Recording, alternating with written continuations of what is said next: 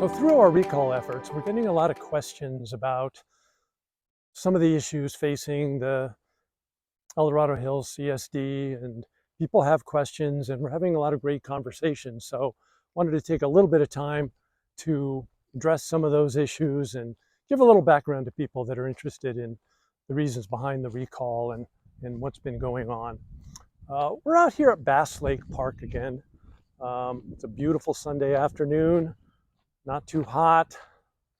I love to come out here and walk around the trails because of the quiet and the solitude and the open space. But therein lies the problem. I mean, there should be a really nice park here.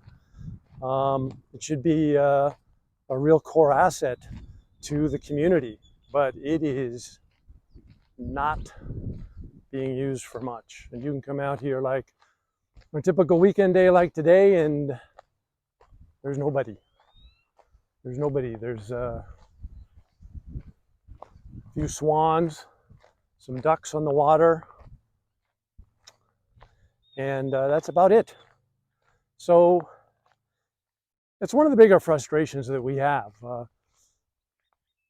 In fact, maybe I should let one of the CSD videos explain what the vision was for what this park asset should have been for the community, and the frustration that people have that it's continually so underdeveloped, and what happened to the park that the parker was supposed to build, quite frankly.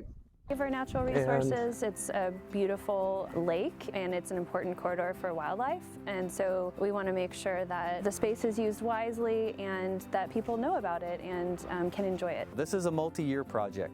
Right now we're in the kind of acquisition and development phase. We have conceptual drawings. We believe that even after we acquire all the lands around here and we start construction, it's going to be a multi-phase project. We're talking probably over the next 3 to 5 years. And even after that, this would be a constantly developing program and area out here. When you talk about outdoor education and enhancing this natural environment, this is a lifelong, perpetual endeavor that we're willing to take on. When we start planning for something like this, it's a research, it's surveying, it's getting out in the community and asking what do they want. Also, reaching out to our partners and other agencies who have built something like this and learning from their pros and cons. I'm hoping to build a comprehensive preschool, youth, and adult education program out here. That means building a place to where it is a safe, innovative, and fun environment for everybody in our community to come and learn about nature and the outdoors. On the north edge is a lot of where our nature element is going to be taking place, so we're really keeping it to low programming. Presently, we're showing a disc or frisbee golf course that is going to be not impacting of the tree canopy, but stay very low programming and be able to give that element of some form of play to take advantage of that property on that side, but also bring in the nature element. Down towards the southeast, we do plan on installing a dock so that everyone can have the ability to access the water, as well as a walking bridge that will end up creating a full circle around the lake. What we could develop out here for kids is experiences firsthand. Hands-on science, just being able to come and explore habitats, watch eagles, rabbits, deer. It's just going to be phenomenal for our students to experience hands-on science. We will also be programming for youth, teens, adults, older adults, everybody in the community. With the sports component, we'll be able to build lighted fields out here, multi-use, bocce ball courts, volleyball, soccer fields, softball, baseball, anything and everything that our community needs to enhance our sports program. When I look at this property and I'm envisioning it in the future, I'm hearing people playing ball over on the west side of the lake. To the left of me, I see people walking on the trail and just being totally bedazzled and mesmerized of what they're seeing with the natural environment, the beauty of the lake, the birds that are floating upon it, golden eagle flying in the sky. To go out and just picnic as a family, invite some friends. Maybe some guided interpretive hikes with people who are knowledgeable about natural history. Fishing, I mean, this is Bass Lake. Maybe some trails for bicycles, strollers, people walking their dogs. I see people using this park so much, and that's what gives me a lot of joy, is that people are going to utilize what we have here and we've set aside and provided for them. This is an absolute jewel. It's a chance of a lifetime for us to build something for not only our generation, but generations to come.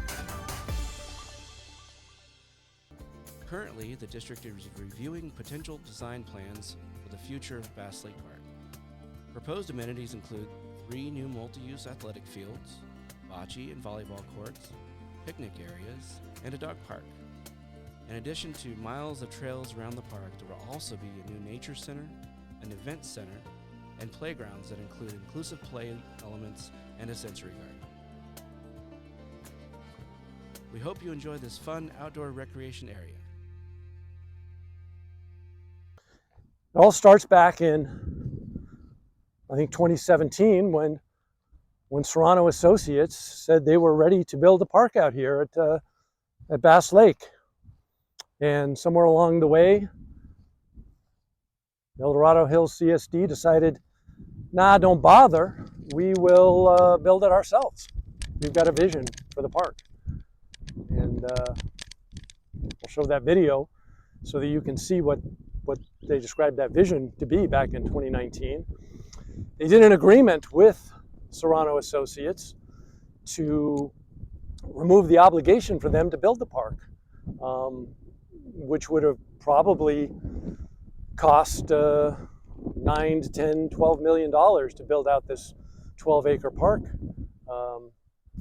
And then the part of the agreement, the Dorado Hills CSD said they will take on the obligation to complete the park according to their vision as soon as possible. But many years later, 2025, still no real improvements here. I'll give you a view here of the water and some of the waterfowl down here by the shore.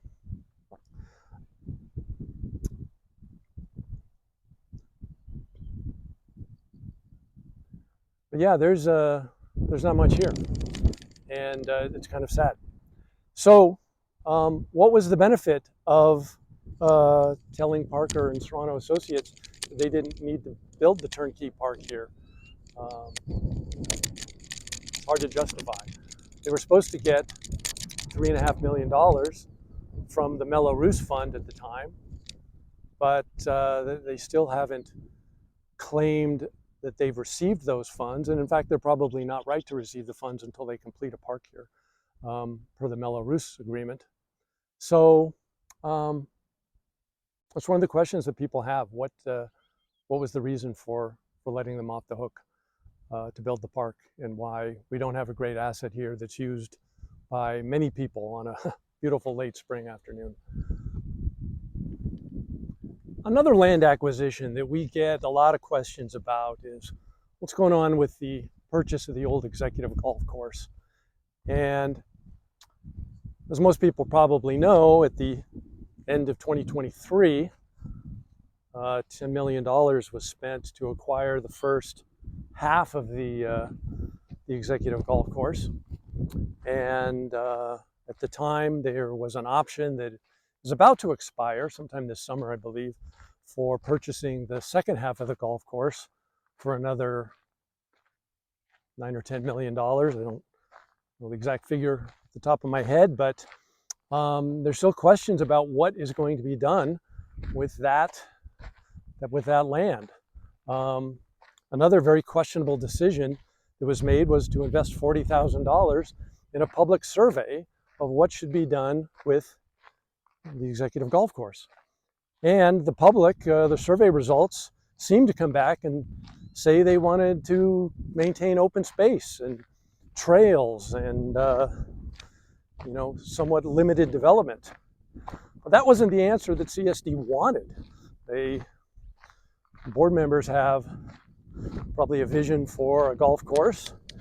Some of them want to resurrect what the golf course used to be, but they probably don't have funds to build that out and to maintain it. So there's also discussions with apparently a private property developer to build out a boutique hotel and the 9-hole golf course, and to let more private company run run it, which is not really allowed by the CSD to do that kind of economic development. To develop a revenue generating property like that probably brings some revenue to the community, but it's not really in their purview. So we believe that might be one of the reasons why there's such a drive for cityhood. It's because the city probably could do a deal like that to develop a hotel on that property. But I think you have to question, what does the public really want here and what's best? And in my mind, what the CSD should really be is to address what do kids want? What will kids be using? Get them out of their rooms, get them off their cell phones, and get them engaged. And I don't think a hotel, as much as revenue that might generate, is probably the answer. I question sometimes how many kids are going to be playing golf on a smallish, at best 9-hole golf course, rather than other kinds of sports and activities for youth. So I don't know, it's a question that a lot of people have, a lot of concerns that the golf course was way overpaid for. What was the plan, or why would you overpay that much without a firm plan? Why are we not taking into account the survey results from this $40,000 survey and just kind of ignoring the public opinion at the time? So anyway, let's go back and look at some of the videos of leading up to the decision to purchase the golf course, or to purchase the golf course in the past, that shows the evolution of their thinking and maybe a little bit how we got here. Maddock with the Dorado Hills Community Services District. As many of you may recall, back in January, the El Dorado County Planning Commission came down here to District Church to hear the community's concerns and our insights into the proposed development project at the former executive golf course. It is with a heavy heart that I stand here today on this property on behalf of the board and staff to let you know that the price is just too high. The board, in good conscience, cannot mortgage the future of our community on this single property. Well, this is not the outcome we wanted. We are already talking to other property owners who are interested in selling us property for our next community park. At this time, I would also like to put a plug in for our master plan survey. This is what is going to help guide the CSD and help deliver what you, the community, wants in our future parks, trails, and recreational opportunities. As well, there is a link to the timeline of the efforts that the CSD board and staff took to try and acquire the former executive golf course.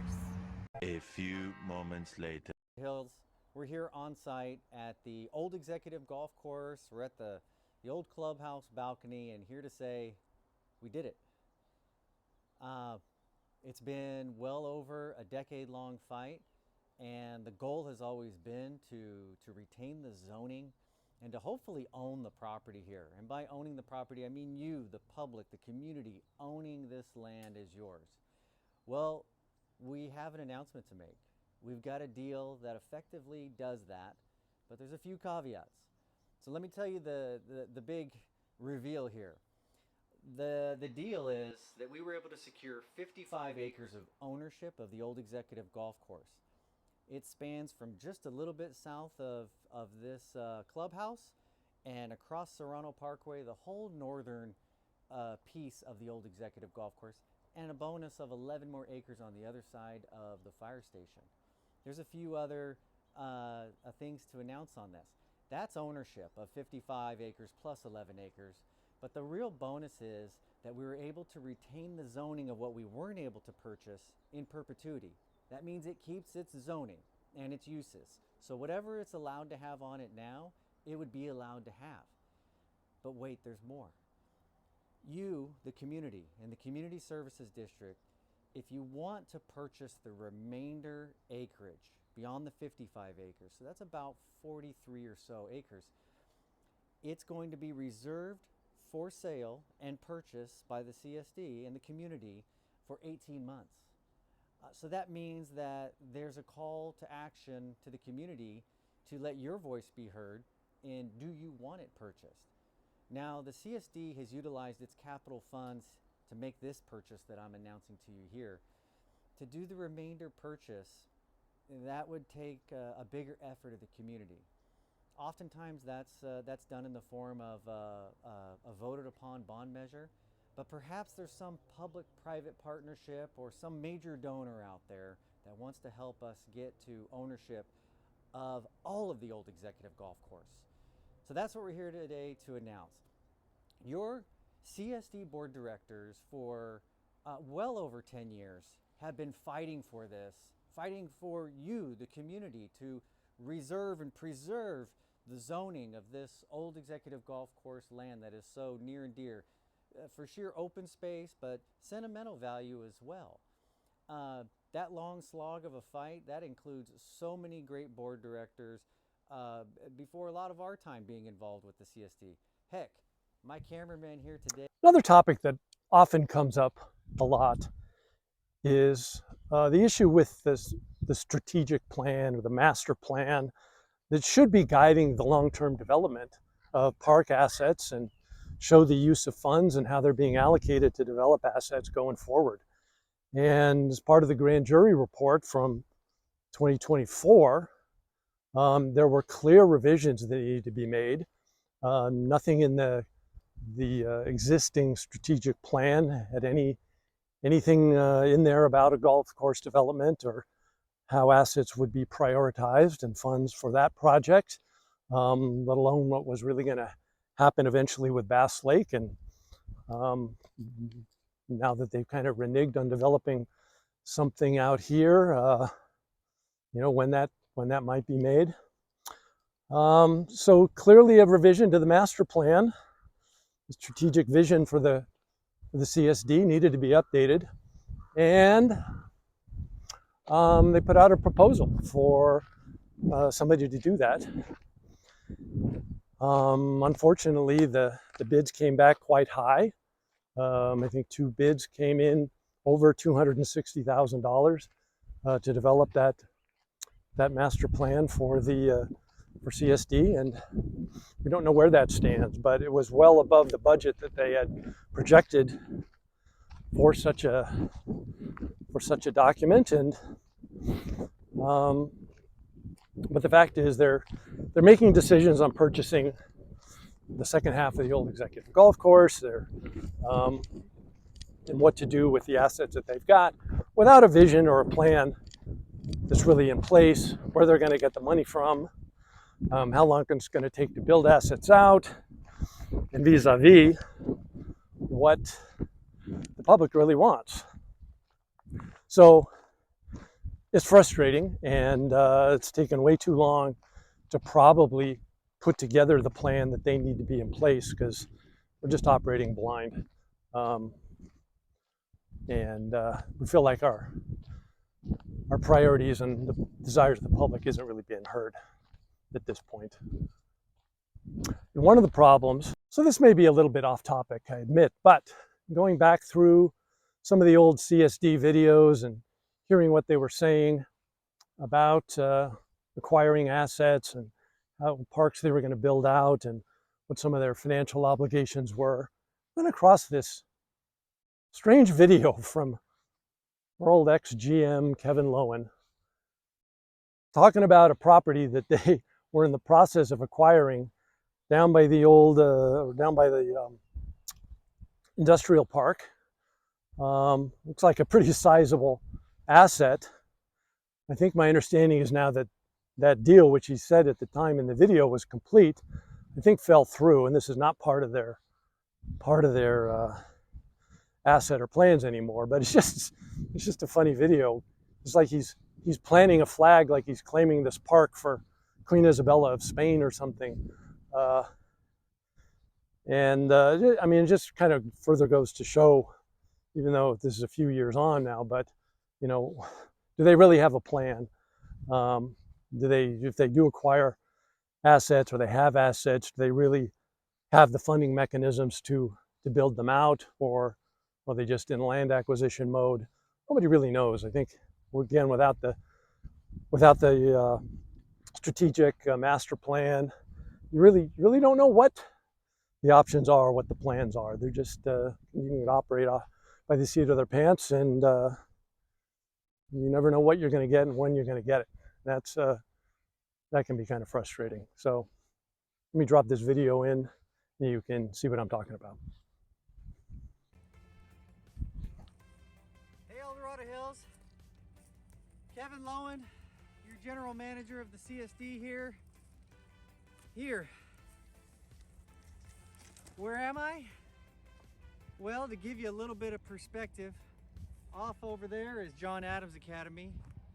Almost directly behind me is the Blackstone community, and over yonder is going to be the Wetzeloviet Road. That's where I am. You can't see it, but behind you on the camera, that's the old DST building, Broadridge. But out here, we've got a whole lot of land. Looks like it's been fairly unblemished, right? Well, this is at the bottom of the business park. Very bottom there, Carson Creek specific plan in the distance. So what are we doing here, planting this CSD flag? Well, that's the big news. We just acquired another big piece of land for your future. And first, I gotta say thank you. Thank you to all those residents, business persons, everyone in the community who took part in our master plan survey and process. That process is what guides your board of directors and staff. And let me tell you, the board and staff have been hard at work trying to make the dream and the vision of that master plan your reality for the community. And maybe we don't meet it all right now, but for the future of the community, we have to make sure we do what we're doing here. What are we doing? One of the other big concerns that people have is why there's so much benefit that are given to some of the home developers here in El Dorado Hills. One of the best examples, most recent examples, was a resolution from the April board meeting that clarified or redefined what an age-restricted development was for the purposes of determining what the Mello-Roos contributions were going to be for the CFD, or Mello-Roos Fund, created in 2019, so the CFD 2019-1 fund. Contributions or members of that Mello-Roos district include the new Carson Creek development over adjacent to the existing Heritage development. And the purpose of that was to give a discount to Lennar Homes for the rooftops that are being built there. So that's a big benefit to them. If they're going to get a 40% discount, which I think it is, basically the annual Mello-Roos maximum contribution fell from 800 and something to 500 and something. So so that's great. This is an age-restricted development. Maybe it makes sense to give them something of a discount. That appears to be consistent with California guidelines, but the actual California guidelines state that an age-restricted development is really like more of a long-term care facility, or an active adult, apartment complex, that sort of thing, not single-family homes in a large residential development. The reason why you would give a discount to an age-restricted development like that, if it's certainly a multi-family dwelling, is that they don't have the typical size of the home or the amenities that kind of age-restricted building would have. So, you know, the Lennar development really didn't fall under what was typically contemplated for an age-restricted development discount benefit. But nevertheless, back in 2019, I think when the Mello-Roos fund was created and rates determined, they wanted to give that discount to Lennar. We didn't really get any compensation back from them or consideration, even though that age restriction really shouldn't have applied. But anyway, fast forward to 2025, and they had to clarify that even though that age-restricted benefit per the California guidelines didn't apply to single-family homes, they were going to give the discount anyway. So they created a resolution to keep that in effect, even though they didn't have to. And in fact, they had to go out of their way to clarify that this discount was going to be applied to Lennar's development. Okay, but what consideration did CSD ask for this benefit? Apparently none. And I mean, we could have got, you know, maybe somebody suggested maybe building a bathroom at a park or something, putting in the plumbing, adding in some amenity somewhere, in consideration of, you know, what is a huge benefit to Lennar to be able to offer to their new homeowners this Mello-Roos discount. So it really doesn't make any sense. And then on top of all this, you look at the resolution that was presented in the April board packet for this clarification or redefinition of what an age-restricted development is. And the lawyers made a mistake, by all appearances, that the resolution was being made by the board of the California Municipal Finance District. It's like they copy and pasted, you know, something from another agreement, and they couldn't even get who the resolution was being authored by. So, I mean, I'm not a lawyer, and thank God, and I certainly don't even play one on TV. But I mean, one of the things I think you're supposed to get right in a contract is who is making the resolution and who you're signing for. So, I mean, we're paying a lot of money to these lawyers. We've gone into that in some of our other videos, but I would expect better from staff and from the board to actually read these things.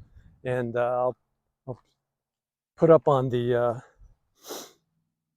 screen here what I'm talking about. But it's just kind of silly. It's just it's not what you would expect from really competent or engaged overseers of the whole process. So that's a big frustration. But really, you know, what is the reason for, you know, these beneficial decisions that seem to always flow to the benefit of the developers, whether it's, you know, paying $10 to $20 million for the executive golf course, whether it's just saying don't bother building out the Bass Lake Park development, which you're obligated to do. We'll take on the responsibility for you with very little concession in return, as well as giving these discounts to Lennar Homes for their Mello-Roos funding. It's these are assets that belong to the community, and benefits that we're giving up for concessions that we're not really seeing.